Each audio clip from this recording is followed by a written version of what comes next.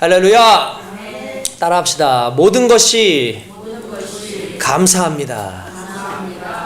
모든 것이 감사합니다, 여러분. 우리는 모든 것 하나하나가 다 감사합니다. 왜냐하면 우리는 하나님의 선하심을 믿기 때문이에요. 하나님이 우리를 위해서 계획하신 것을 믿기 때문입니다. 하나님의 계획은 선하시고 그 선하신 계획은 나를 위해서 가장 좋은 것으로 준비하신 것이기 때문에 때로는 힘들고 어렵고 고난이 온다 할지라도 그 고난 가운데에서도 이 고난이 결국 하나님의 가장 선한 그 계획을 이끌어 가시는 방법이라는 것을 믿는다면 그 고난마저도 감사함으로 받게 될 줄로 믿습니다. 우리가 하나님 앞에 감사하지 않을 것이 없죠. 다시 말씀드리지만 우리가 항상 감사할 수 있는 이유는 하나님이 나를 위한 놀라운 계획을 가지고 계시고 하나님의 그 계획은 늘 선하시기 때문인 줄로 믿습니다. 오늘 저와 여러분들이 그러한 감사의 예배로 주님 앞에 나아가길 원하고 여러분의 삶의 끝에 정말 감사밖에 남는 것이 없습니다라는 그런 제목이 있기를 원합니다.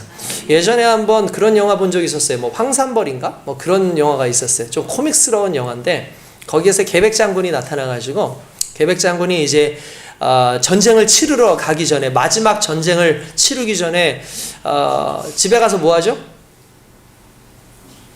네, 아내와 자식들을 다 죽이고 나아가요. 이유는 뭐 간단해요. 내 아내와 내 자식을 적의 포로로 비참하게 있을 수 없다. 그냥 죽이고 장렬하게 우리 전사하자. 뭐 이렇게 합니다. 근데 그 내용이에요. 그 내용을 가지고 이 계백이 와가지고 처음에는 뭐 내용이 좀 각색됐겠죠. 자결을 하라고 칼도 주고 이렇게 합니다.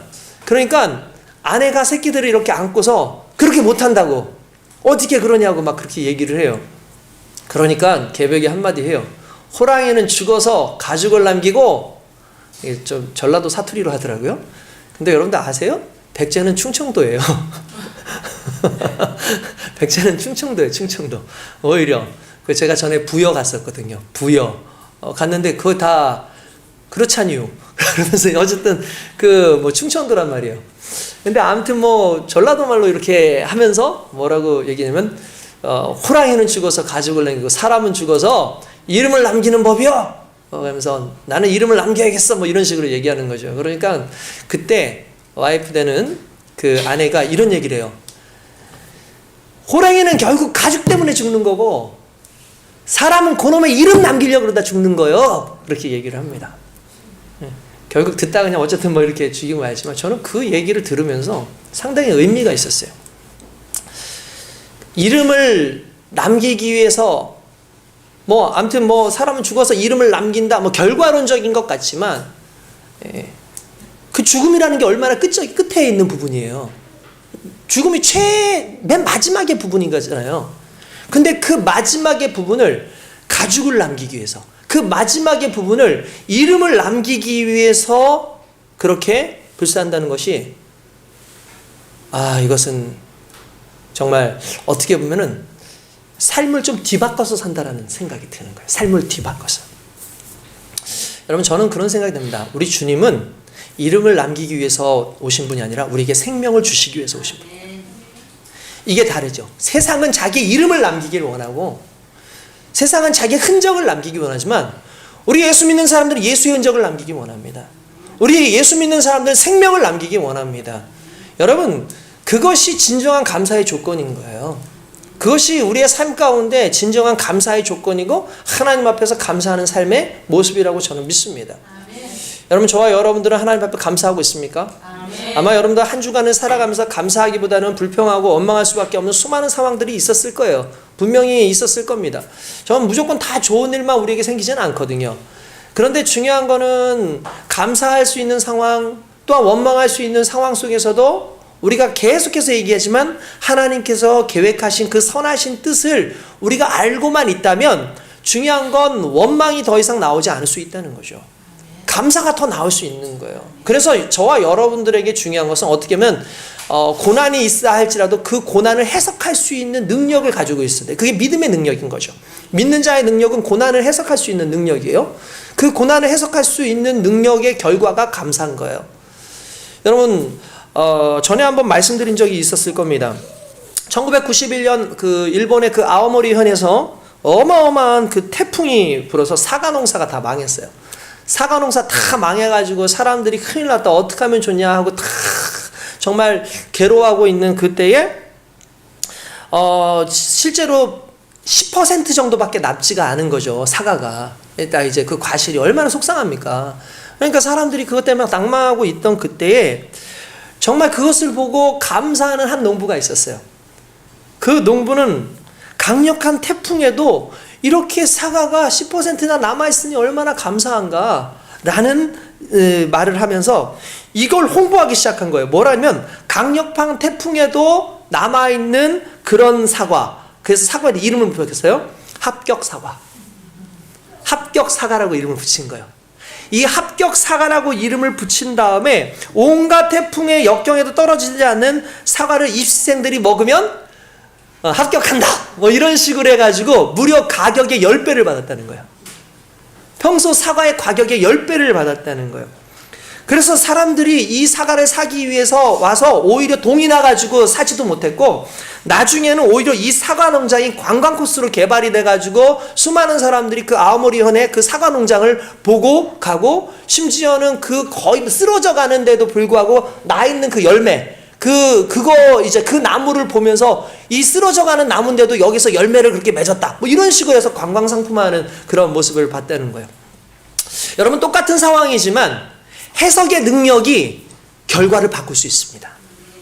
우리가 이것을 왜 이런 일이 있었나, 90%가 날아갔다라고 말하고 정말 그것에 손 놓고 있을 수 있는 상황에도 오히려 반대로 10%의 사과가 남았습니다라고 말하는 것처럼 오늘 우리의 삶도 마찬가지라는 거예요. 여러분들 인생 가운데 정말 안 좋은 일들이 아무리 많다 할지라도 10%만 여러분들 인생 가운데 여러분들에게 주어진 것이 있다면 감사해야 할 텐데, 더 감사한 것은 하나님께서는 우리의 불평할 수밖에 없는 그 모든 상황 속에서도 그 모든 것을 선하게 이루시고 하나님의 능력으로 바쁘신다라는 그 사실 앞에서 오늘 우리는 주님 앞에 진정한 감사를 드려야 될 줄로 믿습니다. 우리 하나님은 좋으신 하나님입니다. 우리 한번 앞뒤로 양옆으로 다시 한번 인사합니다. 우리 하나님은 좋으신 하나님입니다 하고 인사하겠습니다. 우리 하나님은 좋으신 하나님입니다. 좋으신 하나님입니다. 아멘. 그렇습니다. 우리 하나님은 참으로 좋으신 하나님이십니다. 그 좋으신 하나님 앞에 감사할 수밖에 없는 거죠. 그래서 예배는 항상 감사해야 돼요. 누가 감사하겠습니까? 믿음 있는 사람이 감사하는 겁니다. 무엇을 믿는 거예요? 하나님의 그 계획과 하나님의 결과를 믿는 거죠. 할렐루야.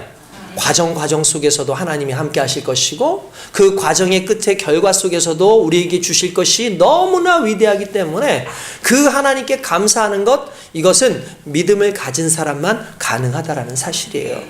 때때로 우리가 감사하지 못할 때가 너무나 많습니다.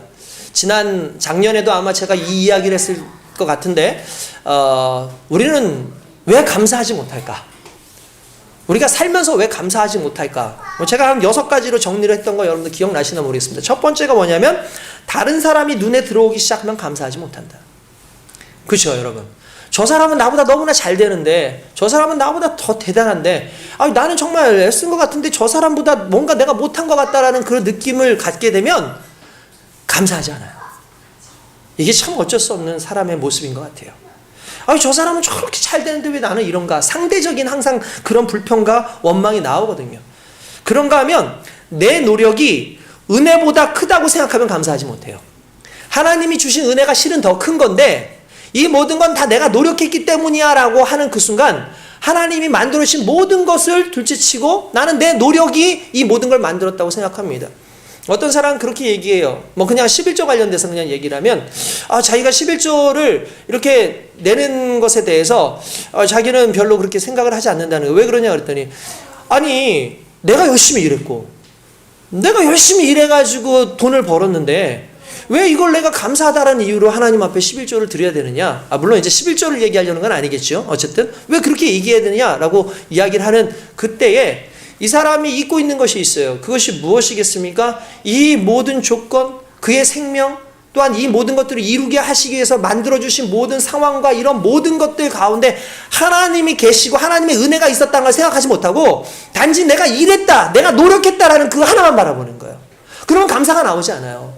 오늘 여러분들이 일할 수 있도록 여러분들에게 생명을 주셨습니다. 여러분들 아파 보십시오. 일도 못 나갑니다. 아니 솔직히 돈을 벌고는 싶지만 내가 몸이 아프면은요 일도 못해요. 일할 수 있는 것도 감사한 거예요. 여러분 그렇지 않습니까? 그러니까 여러분들의 환경이 조성되어지는 모든 것, 가정에서 여러분 문제, 정말 가정이 행복한 것도 하나님 앞에 너무나 감사할 문제고, 여러분들 가정이 힘들고 어려우면 밖에 나가서 일하는 것도 항상 마음이 무겁잖아요. 여러분들 삶 가운데 조그만 것 하나하나 다 하나님께서 만져주셨으니까 지금의 일을 할 수 있는 것이고 지금의 삶을 살 수 있는 것입니다. 근데 우리는 자꾸 환경적인 그 요소에 대한 여러 가지 상황을 다 하나님께서 만들어 주셨다라는, 그것도 긴밀하게, 여러분 우리의 인생은요 우연은 없어요. 다 필연이에요. 하나님께서 필연적으로 우리의 삶 가운데 다 개입하고 계시는 겁니다. 그게 은혜예요. 은혜는 하나님의 개입이 은혜입니다. 하나님의 개입이 없으면 그때 이미 은혜가 사라진 거죠. 그러니까 그 은혜를 다 주셔가지고 개입하셔서 했는데 내 노력이 더 크다고 생각하는 순간 감사가 안 나올 수밖에 없는 거예요. 뿐만 아니라 주어진 것이 내 기대보다 못하거나 원하는 것이 아닐 때 감사하지 못합니다. 여러분들 그렇잖아요. 내가 정말 이거 원했는데 나 정말 하나님께서 이거 주시기 원했는데 하나님께서 엉뚱한 것 주시고 막 그런단 말이에요. 그러면은 그거 감사하지 않는단 말이죠. 근데 여러분 다시 말씀드리지만 하나님은 우리의 필요를 채우시는 분이지 우리의 원함을 채우시는 분이 아니에요. 우리는 하나님 앞에서 내 원하는 것을 달라고 얘기하지만 그 원하는 것이 나를 죽일 수도 있어요. 그 원하는 것이 나를 무너뜨릴 수도 있어요. 내가 원하는 것이 오히려 나를 시험 들게 할 수도 있어요. 그렇기 때문에 하나님은 내가 원하는 것을 주시기보다 내게 정말 필요한 것을 주시는 좋으신 하나님입니다. 그러면 감사할 수 있는 거예요. 우리가 감사하지 못하는 것, 내게 주어진 것을 보니까 내 기대에 못 미쳐, 내가 원하는 것 아니야, 그럼 감사하지 않죠. 그러나 하나님께서는 그러한 우리의 인생을 원하시는 것이 아니라 어떠한 상황 속에서도 주어진 것이 내게 가장 합당한 것이라는 걸 믿고 그렇게 달려가기를 원하시는 줄 믿습니다. 그 믿음이 있는 사람이 감사하게 되어 있어요. 또한 감사가 잘 안 되는 이유 중에 하나가 뭔가를 생각해 보니까 풍요 가운데 주어진 것에 감사하지 못하더라고요. 여러분 요즘에 우리가 이게 문제예요. 과거에 우리가 살아갈 때 막 70년대 80년대를 살아갈 때는 정말 없었어요. 힘들었어요. 그래서 그때는 조그만 거 하나만 주셔도 얼마나 감사할지 모르고 정말 조그만 거 하나만 하나님께서 채워주셔도 그것이 너무나 감사했는데 오늘날에는 먹을 것에 문제가 없지요. 우리가 먹고 사는데 그렇게 크게 문제가 없어요. 전에도 자주 얘기했지만 정말 못 먹어서 죽으려고 해도 동사무소에 와서 먹여가지고 살려놓는 게 요즘의 시대예요. 그러니까 솔직히 죽을래야 죽을 수 없을 만큼 환경적으로도 많은 부분이 있어요. 그러니까 풍요해졌어요. 풍족해졌어요. 그러니까 풍족함 가운데 오는 것은 별로 감사하지가 않는 거예요. 간단히 말해서 1,000만 원 가지고 있는 사람한테 한 5만 원 더 줬다고 해서 그게 엄청 감사하지 않은 거죠. 근데 100만 원 가지고 있는 사람한테 1,000만 원을 주면 그건 감사할 수 있겠지만, 아니 100원도 없는 사람에게 1,000원짜리 하나만 줘도 감사할 수 있겠지만, 정말 1,000만 원 가지고 있는 사람한테 어느 날 10만 원 줘놓고 이거 뭐 감사하라 그러면 이게 뭐가 감사합니다라고, 어떻게 보면 오늘날 우리의 시대가 지금 그런 시대를 살아가고 있는 거예요. 근데 여러분 한 가지 아십시오. 우리 하나님 우리에게 생명을 주셨습니다. 우리 하나님께서 우리에게 구원의 놀라운 역사를 주셨다는 사실이죠. 실은 우리가 그 가치를 모르기 때문에 그러는 거예요. 그 가치를. 우리가 가치를 알면 내가 풍요함 가운데서 이 풍요함보다 더 큰 것을 내게 주셨다라는 걸 믿게 되는데, 그 예수 그리스도의 희생의 가치를 모르니까 감사가 사라지는 거예요. 우리가 주님 앞에서 여러분들 주님께서 주신 가장 큰 가치, 절대 은혜의 가치를 생각할 수 있길 주님의 이름으로 축원드립니다. 또한 당연한 것이라고 생각하면 감사하지 못합니다. 우리 자녀들을 보면 느낄 수 있죠. 여러분 우리 자녀들이 부모에게 얼마나 감사합니까? 부모에게 자주 짜증내지 않습니까? 아침에 일어나면 왜 지금 깨웠어부터 시작을 해가지고 왜 밥 먹고 가라부터 시작을 해가지고 이런 것 저런 거 다 툴툴거리고 막 짜증내요. 그런 모습 보고 있으면은요 여러분, 그들의 의식 속에 이 모든 것을 하기 위한 부모의 공이 실은 아무것도 아닌 것처럼 느껴지기 때문인 거예요. 왠지 아십니까? 당연하기 때문에 그래요. 이스라엘 백성들이 왜 원망했을까요? 저는 처음엔 이해가 안 돼요. 그 광야에서 맨날 만나 주시고 맨날 메추라기 주시고 물도 주시고, 성경에 보면은 그 인생 가운데서 신발 한번 헐지 않게 하셨다고 하셨는데, 그 가운데 이스라엘 백성들이 항상 나오는 게 뭐예요? 원망하고 불평하고 그래요. 왠지 아십니까? 주시는 게 당연하다고 생각하는 거예요. 여러분 세상에 당연한 건 없습니다. 모든 것이 은혜, 그 창에도 당연한 것 없다고 그렇게 나오잖아요. 당연한 거 없는 거예요. 그 당연함이 있기까지 얼마나 많은 수고와 헌신과 사랑이 있는 줄 아십니까? 근데 이걸 모르는 거죠. 여러분, 당연하다고 생각하지 마십시오. 하나님께서 주시는 것 한 가지 한 가지 다 당연한 거 아닙니다. 오늘의 날씨, 오늘 우리가 예배를 드릴 수 있는 이 환경 하나 만들어주시는 것도 당연한 거 아니에요. 여러분들 정말 어떻게 보면 시간 늦게 교회를 오는 그런 모든 상황 속에서도 아유 이거 뭘 이렇게 애써서 가야 되나라는 생각하시지, 물론 우리 교회는 그런 사람 없을 거라고 생각해요. 그런 상황에 오신다 할지라도 여러분들 올 수 있는 모든 상황에 조성되는 모든 것 가운데 당연한 거 없는 거예요.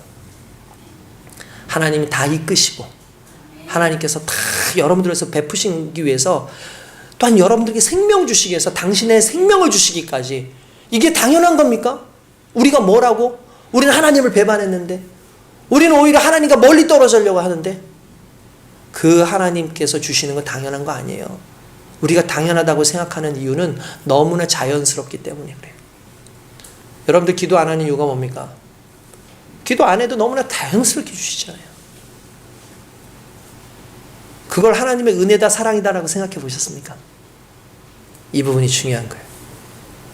또한 내 마음이 공허하면 채워도 감사하지 않아요. 여러분 그렇죠? 언젠가 여러분한테 그런 얘기했을 거예요. 부족함의 반대가 뭐라고요? 제가 오랫동안 이 설교를 안 했군요. 부족함의 반대가 풍족함이 아니라 만족함이죠. 부족의 반대가 풍족이 아니라 만족이에요. 여러분, 풍족은 물질적 개념이잖아요. 만족은 심령적 개념이에요. 내 심령이 공허하면, 내 심령이 메말라 있고 내 심령이 채워지지 않으면 아무리 많은 것을 가지고 있어도 그게 공허해요. 그러니까 더 많은 걸 추구해요. 더 많은 욕심을 부리게 돼 있어요. 그러나 내 마음에 그리스도 예수 한 분이면 족합니다. 여호와는 나의 목자시니 내가 부족함이 없으리로다라는 그 고백 하나만 있어도 모든 것이 만족한 거죠. 그 만족함에서 욕심이 사라지는 거예요. 만족하지 않으니까 자꾸 욕심이 나오는 거죠. 오늘 우리가 이 의식을 가지고 살아야 됩니다. 오늘 우리가 감사하지 못하는 이유에 대해서 한번 몇 가지 한번 열거를 해봤습니다. 아마 이 중에서 여러분들이 가지고 있는 내용이 거의 다가 아닐까라는 그런 생각이 듭니다. 목사인 저도 이걸 생각지 않고 이거를 다시 한번 살펴봤을 때, 나도 그렇게 살고 있었구나. 나도 그런 식으로 의식을 하고 있었구나. 라는 걸 생각해 본다면, 저뿐만 아니라 여러분들도 동일한 그러한 상황으로 아마 살고 있지 않았을까라는 생각을 해봅니다.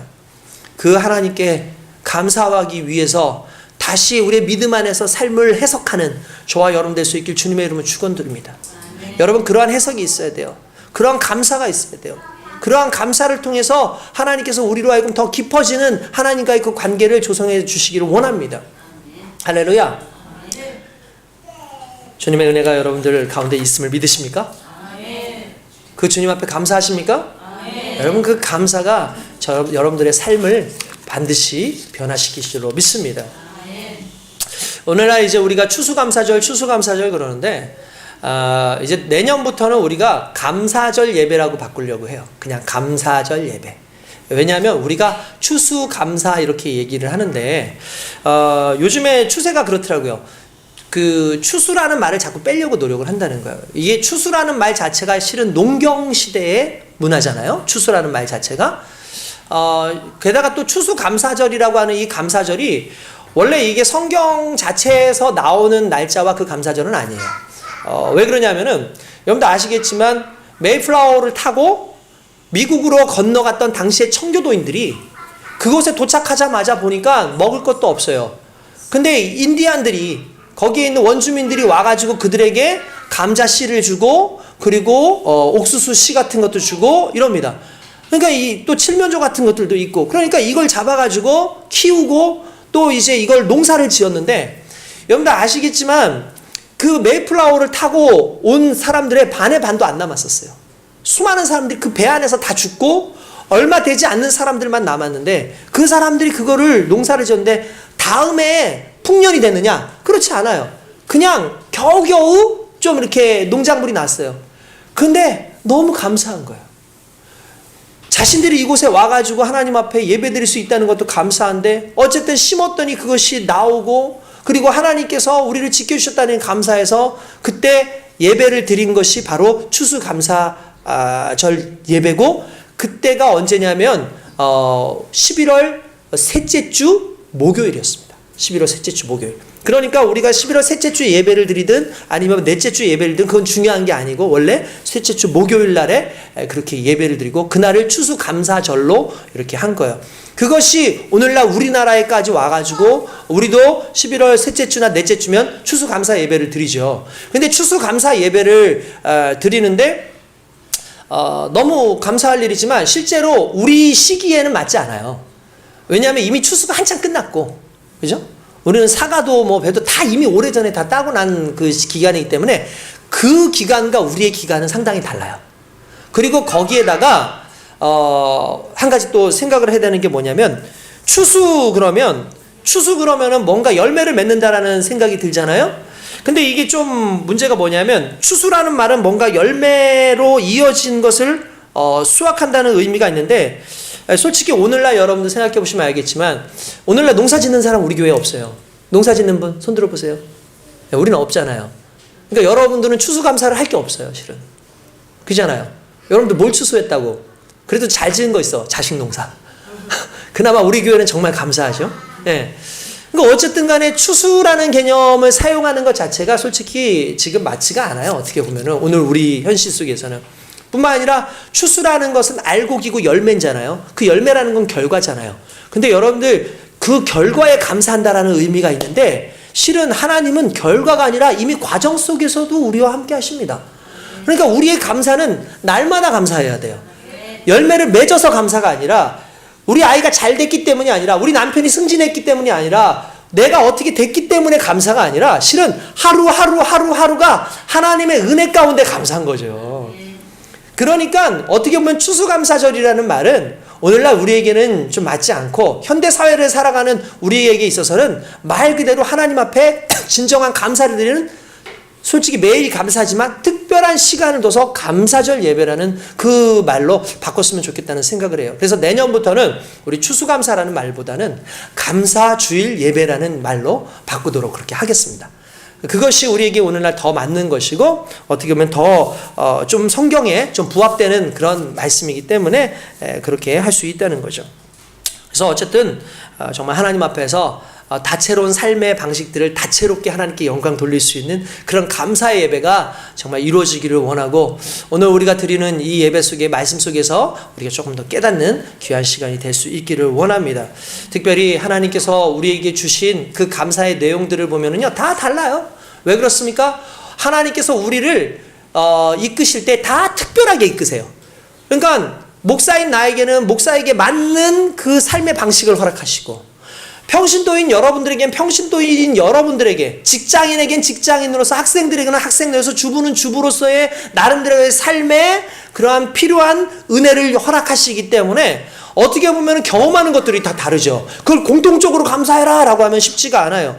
그렇기 때문에 우리의 감사는 실은 좀 특별한 감사인 거예요. 하나님 앞에 내 삶을 감사하는 그 모습은 솔직히 다 똑같을 수가 없어요. 그러니까 옆에 사람 볼 필요 없어요. 저 사람에 비해서 나는 좀 못한 것 같은데 그래도 감사해야 되나? 그럴 필요가 없어요. 왜냐하면 내 삶은 내 삶 나름대로 하나님의 계획하신 그 특별함이 있기 때문에 그렇다라는 사실입니다. 할렐루야. 그 특별함에 감사하십시오. 그 특별함을 깨달을 수 있는 지혜가 오늘 저와 여러분들에게 있기를 주님의 이름으로 축원드립니다. 정말 특별하게 내 삶 가운데 역사하신 하나님, 다른 사람보다 환경적으로는 더 뛰어난 것 같지 않지만, 그러나 생각해 보니까 너무나 깊이 있게 나를 사랑하시고 부르시고 이끄시는 그 하나님의 그 사랑, 그것을 내가 감사할 수 있는 예배가 실은 오늘의 예배인 거죠. 거기에 우리에게 또 보편적으로 주어진 은혜가 있어요. 그게 뭡니까? 그리스도의 복음의 은혜입니다. 그리스도의 복음이 우리에게 왔어요. 근데 그리스도의 복음이 우리에게 와서 우리가 누구나 다 감사할 수 있지만, 안타깝게도 그리스도의 복음이 왔음에도 불구하고 그 복음을 경험하지 못하거나 그 복음의 의미를 모르면 감사가 사라져요. 오늘 실은 본문 말씀이 그걸 얘기하고 있는 거예요. 여러분, 오늘 본문 말씀 우리가 너무나 잘 아는 말씀 아닙니까? 제가 예전에 설교로도 많이 하는 말씀이에요. 제가 아는 후배 목사님이 이 본문을 가지고 또 설교를 하셨더라고요. 그래서 제가 궁금해가지고 그 목사님께 이제 어떻게 설교를 했는지 좀 보고 싶다라고 했더니 그 설교한 내용을 보여주셨어요. 그러니까 저하고 좀 비슷한 그런 마인드를 가지고 설교를 하셨더라고요. 근데 그분 제목이 이런 거였어요. 제목이 뭐냐면은, 그분 제목이 특별했어요. 뭐냐면, 누구나 하지만 아무나는 아닌. 누구나 하지만 아무나는 아닌. 그러한 감사. 그러니까 여러분 그런 거 있죠. 누구나 복음은 주어졌어요. 누구나 복음의 상황은 다 열려졌어요. 근데 누구나 아무나 감사하는 건 아니에요. 그 아무나를 깨닫는 사람이 복된 사람인 거예요. 아무나를 깨닫는 순간에 깊은 하나님과의 관계가 들어가는 거예요. 이 내용 너무나 잘 아실 겁니다. 여러분들, 예수님께서 예루살렘으로 가시기 위해서는 반드시 거쳐야 되는 곳이 있습니다. 갈릴리에서 예루살렘으로 거치기 위해서는 사마리아라는 곳을 반드시 거쳐야 돼요. 근데 여러분들 아시겠지만 예수님 당시에 사마리아인들에 대한 편견이 상당히 심한 시대였습니다. 예수님께서 사마리아를 그냥 예수님은 아무런 생각 없이 지나가지만 제자들은 항상 사마리아를 지나갈 때마다 불편했어요. 사마리아인들이 누굽니까? 과거에 하나님을 믿던 이스라엘 사람들이 아시리아라고 하는 나라로부터 점령을 당하고 난 이후에 그들의 피가 이방인들과 섞이면서 혼탁해졌어요. 그래서 사마리아에 모여 사는 사람들의 대부분이 순수한 이스라엘 사람들이 아니고 대부분 이방인들과 피가 합쳐진 그런 혼혈인들이었다는 사실이죠. 그러니까 이스라엘 사람들이 이 남유대 사람들이 그들을 비난했어요. 저런 식으로 산다고. 그 옛날에 우리 최근에 연인인가요? 연인이라는 그 드라마 보지 않았습니까? 그 드라마에서 보면은 그런 내용 나오잖아요. 청나라로 끌려가잖아요. 남자들은 그래도 돌아오면 박수를 받았는데 여자들이 돌아오면은요 집안에서 문을 걸어 잠갔대요. 왜냐하면 흔히 말하는 환양녀, 우리가 욕으로 사용할 때 이 환양년 그러잖아요. 그게 진짜 쓰면 안 되는 말이에요. 왜 그러냐면 환양이라는 게 뭐니까 환향, 고향으로 돌아왔다는 거예요. 고향으로 돌아왔는데 반겨주질 않는 이유가 뭡니까? 정절을 잃었다는 거죠. 오랑캐들에게, 청나라 사람들에게 이 여인들이 정절을 잃었기 때문에 그 당시에는 어떤 그런 것들을 상당히 유교적 문화 속에서 그런 것들을 상당히 중요시하다 보니까 가문의 창피다 라고 얘기를 하던 정말 사랑 없는 시대, 어떻게 보면은 교리적인 어떠한 사상적인 것이 진정한 사람의 가치보다 더 큰 시대를 살았던 것 아닙니까? 그 여인들이 오니까 정말 목매달아 죽는 사람들, 왜냐하면은 그래도 엄마 아버지 계시는 곳에 오려고 정말 그 먼 곳에서부터 도망쳐 오기도 하고 어떻게 해서 정말 왔는데 그 부모들이 반기지 않고 아무도 나를 반기지 않는 그 속에서 할 수 있는 게 뭐가 있겠어요? 죽는 것밖에 없는 거예요. 너무나 많은 사람들이 죽었어요. 근데 여러분 생각해보세요. 이게 누구 때문에 그런 겁니까? 나라가 힘이 없어서 그런 거 아닌가요? 나라가 힘이 없어가지고 정말 나라가 정말 외세를 막아낼 수 있는 능력이 없어가지고 고난은 백성들이 다 당한 거잖아요. 여인들이 다 당한 거잖아요. 그런데 그들을 손가락질하면서 환양녀라고 얘기하고 그들에게 죽음을 강조하던 그 시기가 있었잖아요. 너무나 가슴 아픈 시기인 거죠. 그런 시기가 어떻게 보면 사마리아인들에게 똑같이 온 시기였다라는 거예요. 그래서 이스라엘 사람들이 그들을 상종하지도 않는데 예수님께서 이렇게 그 길을 따라서 오시던 중에 문둥병자, 요즘에는 한센병자라고 하고 성경에는 나병 환자라고 하는 그 사람들 10명이서 그 멀리에서 예수님을 부르짖습니다. 예수님께 부르짖습니다. 예수님께 말씀하기를 예수님! 하고 외친 다음에 이렇게 얘기하죠. 우리를 좀 불쌍히 여겨주십시오. 우리를 불쌍히 여겨주십시오. 이미 여러분한테 너무나 말씀을 많이 드렸기 때문에 알겠지만 여러분 문둥이들, 흔히 말하는 나병 환자들은 피부병 같은 건데 이 피부병이 일반적인 피부병이 아니죠. 간단하면서 신경세포가 다 죽었기 때문에 고통도 느낄 수 없고 몸에서 온갖 악취가 풍겨나오고 게다가 전염성도 있다고 하기 때문에 당시에는 부정하다 그래서 멀리 떠나버리고 진 밖으로 내서 자기들끼리 몰려 살던 사람들이었어요. 이 사람들이 이 시내를 만약에 돌아다닌다, 나는 부정하오 외치면서 다녀야 돼요. 만약에 그런 말을 하지 않으면 돌로 쳐서 죽여도 그것은 범죄가 아니에요. 나는 부정합니다. 왜냐하면 이 사람이 지나가다 누가 부딪히잖아. 그럼 그런 사람도 부정해지는 거예요. 율법에 의하면. 그러니까 나는 부정하다 소리를 질러야 되는 거죠. 그러니까 차마 예수님 앞에 오지는 못하고 멀리서 이 10명의 사람들이 예수님 나를 불쌍히 여겨주십시오 라고 그렇게 소리를 지른다는 거예요. 불쌍히 여겨주십시오 라고 얘기하는 겁니다. 여러분, 불쌍히 여긴다는 말이 무슨 말인 것 같아요? 원어를 따져봤어요. 제가 원어를 보고 그리고 보니까 불쌍히 여겨주십시오라는 말은 제 상황을 좀 공감해 주세요라는 뜻이에요. 제 상황을 공감해 주세요. 그러니까 불쌍히 여긴다는 건 내 상황을 공감해 주세요라는 거예요. 여러분, 우리가 기도할 때 이렇게 기도하나요? 우리 불쌍히 여겨주세요. 그 말은 뭐죠? 주님, 지금 제 처지를 좀 공감해 주세요. 주님, 제 처지를 공감해 주세요. 근데 성경에 뭐라고 되어 있는지 아십니까?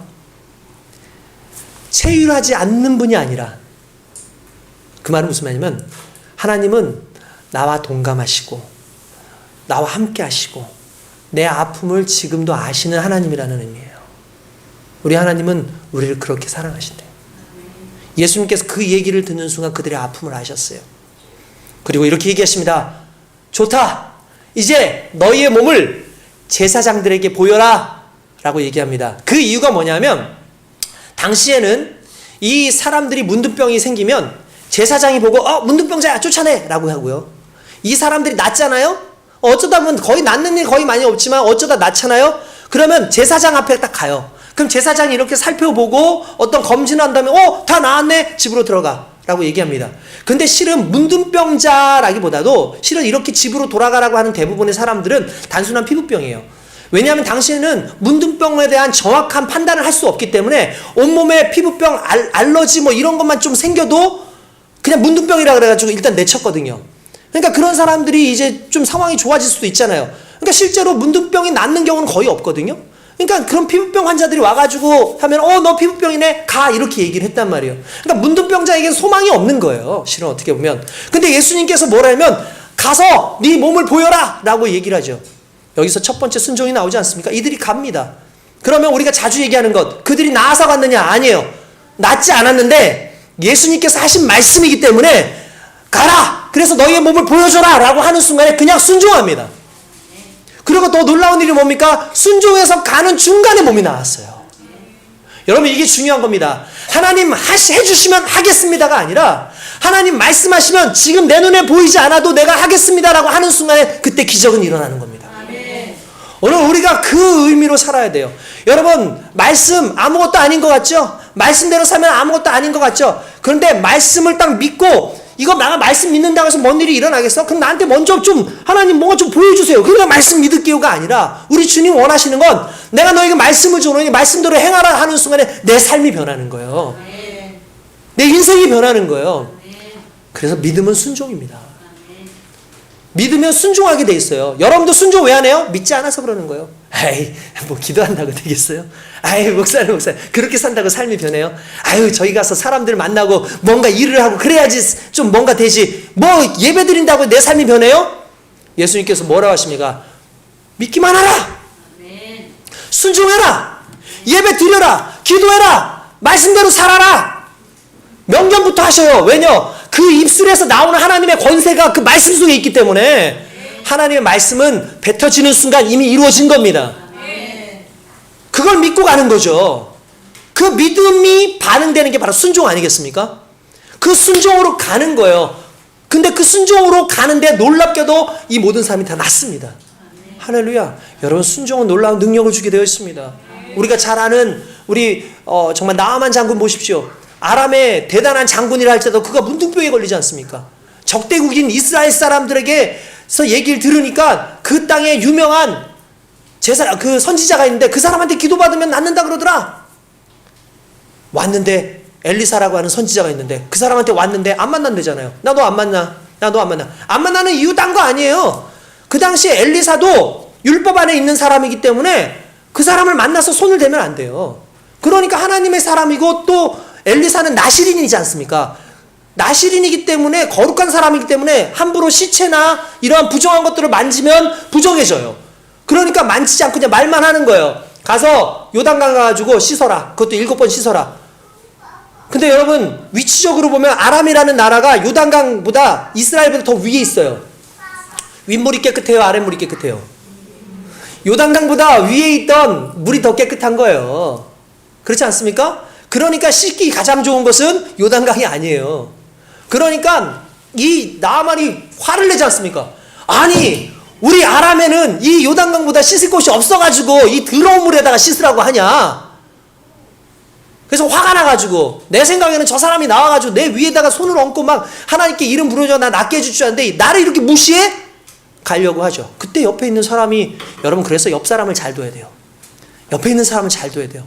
내가 막 시험에 들고 뭔가 무너지려고 할 때 옆에 사람이, 좋은 사람이 있으면 날려요. 옆에 하인이 그럽니다. 아유 주인님 이보다 더한 거 하라고 해도 낫기만 한다면 했을 거 아닙니까? 아니 그냥 요단강 가지고 씻으라 그러는데 그거 못하겠습니까? 그냥 7번 들어갔다 나오십시오. 생각해보니까 맞는 말이야. 그렇구나. 그 이야기를 듣고 자기 생각을 버린 거죠. 여러분 주변에 그런 사람들이 있었으면 좋겠어요. 아니 여러분들이 그런 사람 될 수 있길 원합니다. 정말 넛질을 해줄 수 있는, 쿡 하고 찔러줄 수 있는 그런 사람이 되기를 원합니다. 그래서 물속에 들어가요. 첫 번째, 두 번째, 세 번째 안 변하죠.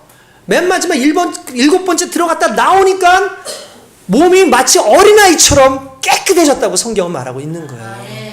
순종의 역사는 그런 놀라운 역사를 일으키는 것이죠. 말씀은 능력이기 때문에 말씀을 믿는다면 말씀에 순종하는 게 그게 기적을 일으키는 은혜인 거예요. 할렐루야. 이런 식으로 이 10사람이 그렇게 문둥병이 가는 중에 나았어요. 사람들이 얼마나 기쁘겠습니까? 그래서 다 달려갑니다. 달려가가지고 나왔다고 그러면서 이제 빨리 이 제사장한테 몸을 보여주고 집으로 돌아갈 생각을 하고 있지 않습니까? 근데 그때입니다. 그때 오늘 성경에 보니까 이런 내용이 나와요. 한 사람이 있었는데 그 사람은 사마리아 사람인데 그 중에 한 사람이 자기가 낳은 것을 보고, 뭘 보고? 자기가 낳은 것을 보고 놀란 거죠. 경험한 거예요. 주의 은혜를 경험한 거예요. 무엇을 통해서? 말씀에 대한 믿음의 순종을 인해서. 내가 나왔어. 야, 내가 나왔어. 야, 신난다. 빨리 가가지고 보여줘야지 라고 하는데 안 가요. 어떻게 했을까요? 할렐루야 하고 하나님께서 영광을 돌린 다음에 예수님 앞에 오는 거예요. 그리고 감사하다고 눈물을 흘립니다. 주님 감사합니다. 여기서 특별히 성경에 그는 사마리아 사람이었느니라 라고 성경에 나와요. 여러분 여기서 유추해 볼 수 있는 게 있어요. 나머지 사람들은 유대인일 가능성이 높아요. 그러니까 예수님이 그래요.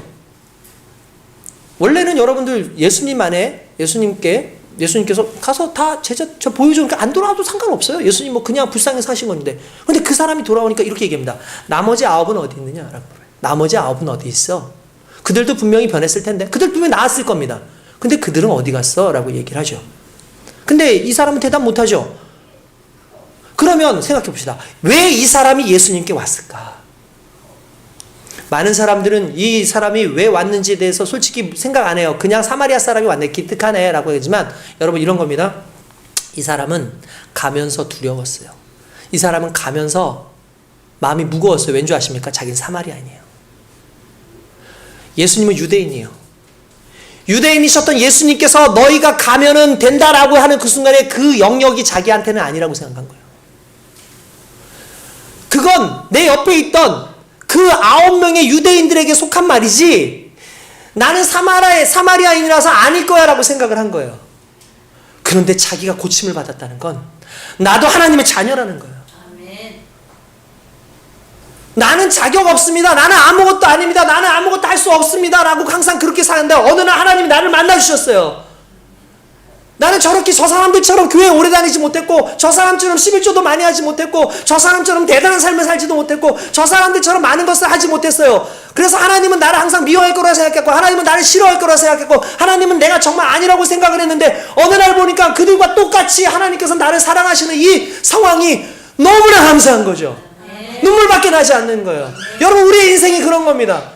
여러분들이 죄를 짓고 세상 사람들 아니 정말 믿음 잘 가지고 살아가는 사람에 비하면 나는 아무것도 아니다라고 생각할지 모르겠지만 그 하나님은 그들이나 나나 동일하게 사랑하셔서 은혜를 주시고 구원을 주시고 좋으신 하나님인 줄 믿으시길 주님의 이름으로 축원드립니다. 그걸 경험했기 때문에 감사하는 거예요. 여러분 감사는 이런 거예요. 내가 언제 감사할 수 있어요? 내가 정말 죄인이라는 걸 깨닫는 순간 감사할 수 있어요. 내가 정말 구원받지 못할 사람이랑 더 이상 희망이 없다고 생각했는데 희망이 생겼을 때 감사하는 거잖아요. 우리가 그런 거 아닙니까? 죽음으로 말미암아 더 이상 희망이 없었던 우리에게 그리스도 예수께서 오셔가지고 우리에게 생명을 주셨어요. 그게 우리에게는 너무나 큰 감사의 일이죠. 할렐루야. 그래서 그것에 놀래가지고 주님 앞에 그냥 달려오지 않습니까? 그냥 막 달려오잖아요. 달려와가지고 감사합니다, 감사합니다 라고 하니까 예수님께서 뭐라고 말씀하십니까? 이렇게 말씀하십니다. 18절에 보니까 이 이방인 외에는 하나님께 영광을 돌리러 돌아온 자가 없느냐 하시고 그리고 이르시되 일어나 가라 내 믿음이 너를 구원하였느니라. 할렐루야. 여러분 여기서 중요한 거요. 왜 중요하냐면 이런 거요. 이 사람 몸이 나았죠. 몸이 나았어요. 몸이 낫는 순간에 이 사람은 그냥 갈 수 있었어요. 근데 또 한 가지를 생각하죠. 도대체 그가 누구기에? 나았다가 중요한 게 아니야. 도대체 그가 누구기에? 여러분 의식의 전환이 있어야 돼요. 하나님께서 우리에게 물질을 주셔요. 그러면 우리가 기도해서 물질을 주시면 야 물질이 생겼다 라고 얘기하는 사람인가? 도대체 그분이 누구시기에? 내가 도대체 그분에게 무엇이기에? 이 한 단계 더 나아가는 의식이 생겨야 되는 거예요. 이 사마리아인은 그 의식이 있었던 거예요. 여러분 우리 그냥 기적 오고 좋은 상황 생기면 그냥 그거에 감사하고 끝나는데 그게 아니라 내가 하나님의 자녀였구나. 그분이 나를 사랑하시는구나 라는 걸 아는 거죠. 근데 이 사람은 한 단계를 더 나아가요. 뭐냐면 내 육신을 구원하셨다면 내 영혼도 구원하시리라. 주님 앞에 달려가죠. 감사합니다. 예수님 감사합니다 라고 하는 그 순간에 내가 구원을 받았느니라 라고 말씀하신다는 거죠. 이겁니다. 자그마한 것 하나를 보고 하나님의 구원을 바라볼 수 있는 능력. 이게 감사의 능력이에요. 결과를 보고 감사하는 게 아니라 내게 주어지는 모든 과정 속에서 하나님이 나를 사랑하셨다라는 사실이 너무나 감사한 거죠. 우리 주님 그렇게 우리를 바라보고 계십니다. 우리 주님 그렇게 우리에게 다가오기를 원하고 계신다라는 사실이에요. 여러분 그렇게 믿으십니까? 자신의 문제를 해결하기 위해서는 간청할 때 최선을 다해서 소리를 외치면서도 정작 다 모든 상황이 좋아졌는데 하나님 앞에 정말 적은 소리로 감사하고 끝내는 그런 인생이 아니라 너무 감사합니다. 이 감사할 수밖에 없는 이 상황 속에 내가 하나님께 영광을 돌립니다. 하나님 나의 모든 것입니다 라고 달려가고 그분 앞에 나아가는 그 순간에 하나님께서는 나로 하여금 하나님이 누군지 알게 하시고 나로 하여금 그 하나님과의 그 깊은 관계 속에 들어가게 하시고 결국 우리의 영혼을 구원하시는 좋으신 하나님으로 우리에게 경험되게 될 줄로 믿습니다. 믿음의 사람은 하나님께서 주셨고 주시며 주실 것에 주목하는 사람이 아니라 하나님께 주목하는 사람입니다. 그러니까 믿음은 곧 감사한 거예요. 가라 내 믿음이 너를 구원하였느니라. 도대체 무슨 믿음? 무슨 믿음? 두 가지겠죠. 첫 번째는 감사하는 믿음. 또 한 가지는 바로 감사하는 그분이 하나님이라는 믿음. 그 믿음을 가졌어? 그래서 내게 왔어? 네 구원을 받았느니라. 오늘날 교회를 어떻게 다닙니까? 잘 먹고 잘 살기 위해서 다니죠. 오늘날 교회를 어떻게 다닙니까? 내가 뭔가 잘 되기 위해서 교회를 다녀요. 근데 정말 믿는 사람은 그런 거 주지 않으셔도 그런 거 내게 없어도 하나님이 나의 주인이십니다.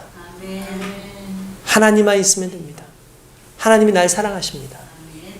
하나님 감사합니다 하고 예배드려요. 툭하면 원망하고 불평하고 왜 내게 이거 안 주십니까? 왜 내게 고난 주십니까? 왜 내 이런 상황을 만드십니까? 그때 우리 주님 이렇게 하죠. 내가 너를 사랑하는 방식이야. 내가 너에게 더 값진 것을 주기 위한 방식이야.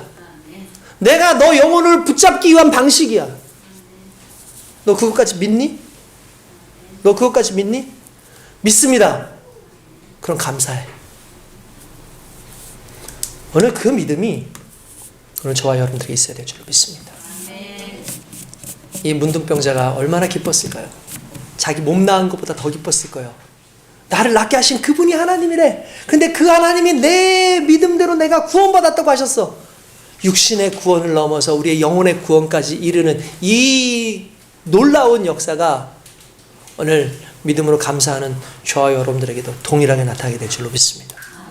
기도하겠습니다.